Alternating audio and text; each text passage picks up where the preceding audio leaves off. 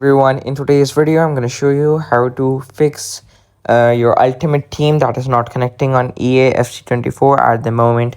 So some things that you can check or that may work, but I don't give any guarantee, is to simply check for EAFC 24 server status, because sometimes when the servers are down, meaning they have a problem with the servers, you can't access your ultimate team because it is automatically stored on their online servers or their cloud servers.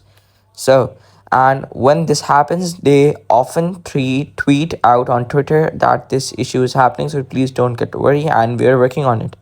So another thing is to simply restart your console in EFC 24 by simply closing the application, simply going to the restart option, the power option basically, and then simply click on restart, and then after your console is powered on again, simply again start the EFC 24 application.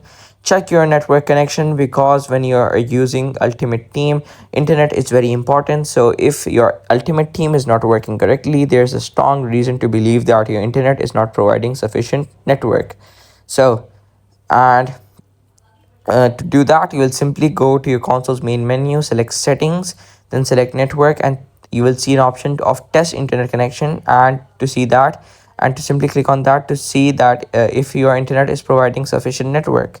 So yeah, but there's a new issue that I personally face, is that on some updates, on some versions of FC24, you will need to have the PS Plus to simply play, or what you want to say, to simply play the ultimate team. And if it is not working, this simply indicates that your PS Plus has expired, so please renew it. So yeah, I hope this video was helpful. Thank you for watching this video till the end. Don't forget to subscribe the channel and like